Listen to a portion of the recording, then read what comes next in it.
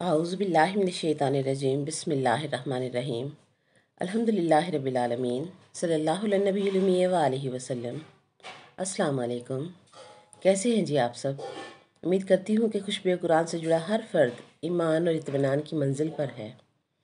انسان کا اپنی ذات پر تصرف ختم ہو جائے، بندہ اپنے آپ کو اللہ کریم کے حوالے کر دے تو ابدیت کی معراج پا لیتا ہے۔ توحید کا مطلب یہ ہے کہ انسان اپنے نفس اور طبیعت سے منہ موڑ لے۔ اسی لیے قرآن پاک میں رب تعالیٰ رہنمائی بھی فرماتا ہے کہ جب گمراہ لوگ اپنے گناہوں کا ذمہ دار شیطان کو ٹھہرائیں گے تو وہ ان کے جواب میں کہے گا کہ میرا تم پر کوئی زور نہ تھا، میں نے تو تمہیں اپنے راستے پر بلایا اور تمہارے نفس نے قبول کر لیا۔ اب مجھے ملامت مت کرو بلکہ اپنی اپنی جانوں کو ملامت کرو۔ اس سے ہمیں معلوم ہوتا ہے کہ ہمارے خالق نے ہمیں اپنے دشمن سے آگاہ کر دیا ہے، ہمیں عزت دے کر فرشتوں سے آدم کو سجدہ کروا کر اور اولاد آدم کو وہ ذلیل ہوتے ہوئے نہیں دیکھنا چاہتا۔ اسی لیے اس نے ہمیں ہر طرح کے دشمن سے جو ہے وہ آگاہی دے دی ہے۔ وہ مالک الملک اور خالق کل ہے۔ رحم کرنا، کرم کرنا، دلوں کو پھیرنا، عیبوں کو ڈھکنا، گناہوں کو معاف کرنا اس کی شان ہے۔ اللہ کا پسند کرنے کا ایک انداز یہ بھی ہے کہ وہ اپنے محبوب صلی اللہ علیہ وسلم کے ذکر کی توفیق عنایت کر کے بندے کو پسند کر لیتا ہے، چن لیتا ہے اور قرب کے راستے پر ڈال دیتا ہے۔ کل بات ہوئی تھی کہ قرآن پاک میں تقویٰ کے لیے دو چیزیں ضروری بیان ہوئی ہیں، ایک عبادت اور ایک اللہ کی نشانیوں کی تعظیم۔ آئیں قرآن پاک سے پڑھتے ہیں کہ اللہ کی نشانیاں جنہیں شاعر اللہ قرآن کہتا ہے وہ کیا کیا ہے۔ سورہ البقرہ میں ارشاد فرمایا، ان الصفا والمروۃ من شعائر اللہ، بے شک صفا اور مروہ کی پہاڑیاں میری نشانیوں میں سے ہیں۔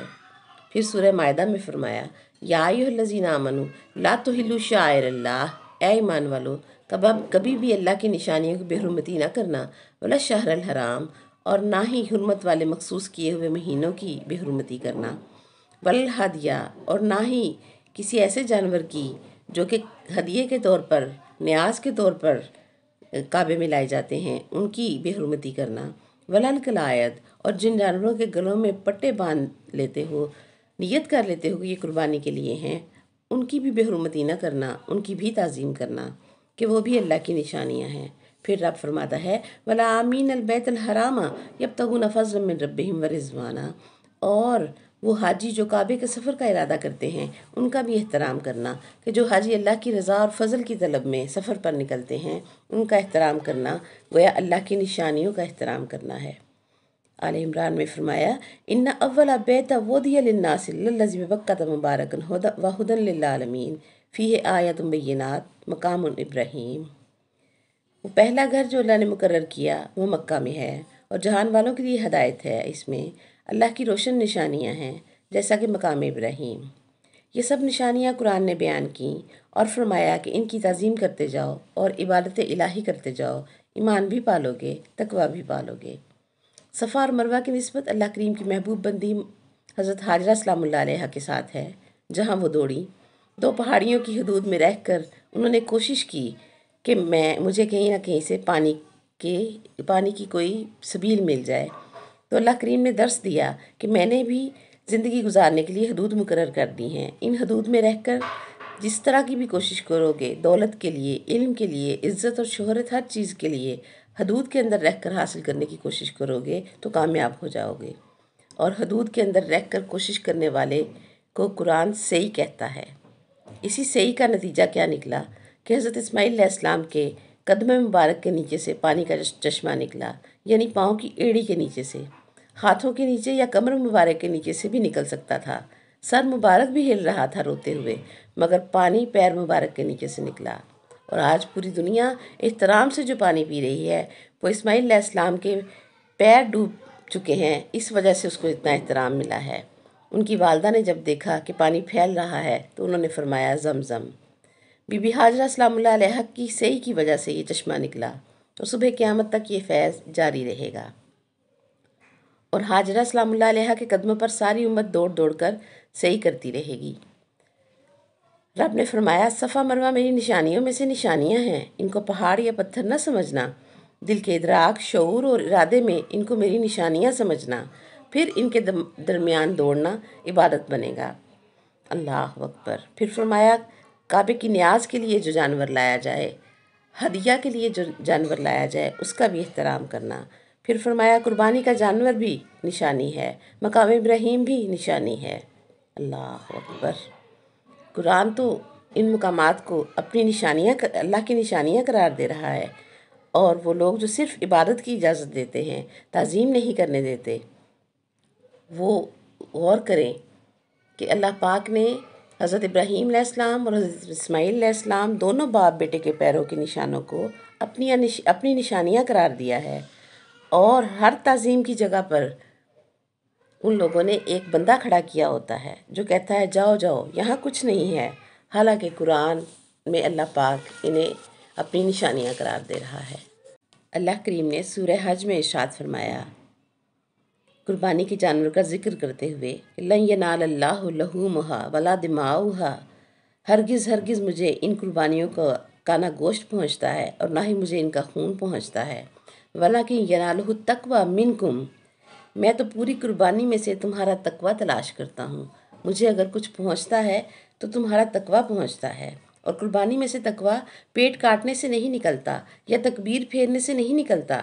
قرآن میں ہی اللہ کریم نے فرما دیا تعظیم کرو، وَالْبُدْنَ جَعَلْنَاهَا لَكُم مِّن شَعَائِرِ اللَّهِ، قربانی کے جانور میری نشانی ہیں، ان نشانیوں کی، ان جانوروں کی بھی تم تعظیم کرو۔ ذبح کرنے سے پہلے زندہ جانور کا احترام کرنا ہے، تکبیر پھیر کر بعد میں گوشت کا احترام نہیں کرنا، زندہ جانور کو بالوں سے پکڑ کر گھسیٹنا نہیں، اگر وہ نہ چلے تو بازوؤں پر اٹھا لو، پاؤں مار کر نہیں چلانا، پٹا کھینچ کر گلے کو پھندا نہیں لگانا، اس کے سینگ نہیں لڑوانے، اس زندہ جانور کی تعظیم کرو، پیار سے بلاؤ، گالی بھی نہ دو۔ یاد رکھیں جب تک اس کو جانور سمجھتے رہو گے اس کا احترام نہ کر سکو گے، کہ اللہ کی طرف نسبت لگا کر اگر ذہن میں رکھو گے کہ نشانی ہے، اللہ کی نشانی ہے، تو اس کا پیشاب کرنا، ٹکریں مارنا، گندگی پھیلانا، سب کچھ محبت سے، احترام سے برداشت کرو گے۔ قربانی کے دن کا انتظار کرتے ہو، اسی لیے حکم ہے کہ زیادہ دن پہلے قربانی مت خریدو، ایسا نہ ہو کہ احترام میں اور اس کی خدمت میں کمی آ جائے۔ اس طرح سے صفا مروہ کو بھی اگر پتھر اور پہاڑ سمجھتے رہو گے تو کبھی تعظیم نہ کر سکو گے، اور جانور کو بھی اگر صرف جانور سمجھتے رہو گے، قربانی کا جانور اللہ کی نسبت کے ساتھ اس کی تعظیم نہ کرو گے، تو پھر وہ قربانی جو ہے وہ اپنی معراج نہیں پا سکے گی۔ اللہ کریم نے قرآن پاک میں ایک اونٹنی کو بھی اپنی نشانی قرار دیا، اور جن لوگوں نے اللہ کی نشانی کی تعظیم نہ کی، حضرت صالح علیہ السلام کی قوم نے اس کی شان میں گستاخی کی، انہوں نے ناقۃ اللہ کی بے حرمتی کی، تو اللہ کریم نے ساری قوم کو غرق کر دیا۔ ہمیں معلوم ہوا کہ انہوں نے وقت کے نبی کی شان میں گستاخی نہیں کی تھی، بلکہ اللہ کی ایک نشانی کی بے حرمتی کی تھی۔ تو اس سے ہمیں واضح ہو جانا چاہیے کہ اللہ کریم کی عبادت کے ساتھ ساتھ اللہ کریم کی نشانیوں کی تعظیم بھی کرنی ہے، وہ چاہے پتھر ہو، پہاڑ ہو، جانور ہو، ورنہ پھر ہمیں تقویٰ حاصل نہ ہو سکے گا۔ یاد رکھیں نسبت کسی بھی چیز کو معظم کر دیتی ہے، کہ اللہ کریم نے قرآن پاک میں گھوڑوں کے پاؤں کی دھول کی قسم تک کھائی ہے، ان کے منہ سے نکلنے والی ہانپ کی قسم کھائی، اور پتھر پر گھوڑے کے پاؤں رگڑنے سے جو چنگاری نکلتی ہے اس کی بھی قسم کھائی ہے۔ کیوں رب اتنی قسمیں کھاتا ہے قرآن میں؟ چنگاری کی، خاک کی، یا گھوڑے کی قدم کی؟ وجہ یہ ہے کہ ان سب چیزوں کو نسبت ہے اپنے سوار کے ساتھ، اور سوار کو نسبت ہے حکم رسول اللہ صلی اللہ علیہ وسلم کے ساتھ، اللہ اکبر، کہ وہ اطاعت رسول پاک صلی اللہ علیہ وسلم میں گھوڑا دوڑا رہا ہے۔ معلوم ہوا نسبت بھی زمین میں آ گئی، گھوڑے کے پیروں سے لگ کر، اور پیروں کو نسبت گھوڑے سے لگ کر، اور گھوڑے کو نسبت سوار کے ساتھ لگ کر، اور سوار کو نسبت مل گئی رسول اللہ صلی اللہ علیہ وسلم کے حکم کے ساتھ لگنے پر، اور رسول صلی اللہ علیہ وسلم کو نسبت ہے اللہ کریم کے ساتھ۔ اسی لیے قرآن پاک میں فرمایا کہ ایسے مجاہدین جو اللہ کے پیغمبر کے حکم کے مطابق جنگ پر نکلتے ہیں، اس کے گھوڑے کے پاؤں کی دھول کی قسم کھا کر رب نے سورہ والعادیات کو شروع کیا۔ اللہ اکبر۔ اب سوچیں جس پیغمبر کے مجاہد کے گھوڑے کے پیر کی دھول کی قسم اللہ کریم اپنے قرآن میں کھا رہا ہے، وہ ذات پیغمبر صلی اللہ علیہ وسلم خود جن کا گھوڑا بن جائیں، ان کی تعظیم کتنی ہوگی؟ انسانی عقل و شعور میں آ ہی نہیں سکتا۔ آج کے لیے اتنا ہی۔ خوشبو قرآن میں کل پھر بات ہوگی۔ وآخر دعوانا الحمدللہ رب العالمین۔ سبحانک اللہم وبحمدک ونشہد ان لا الہ الا انت نستغفرک ونتوب الیک۔ السلام علیکم ورحمۃ اللہ وبرکاتہ۔ توبہ ہے۔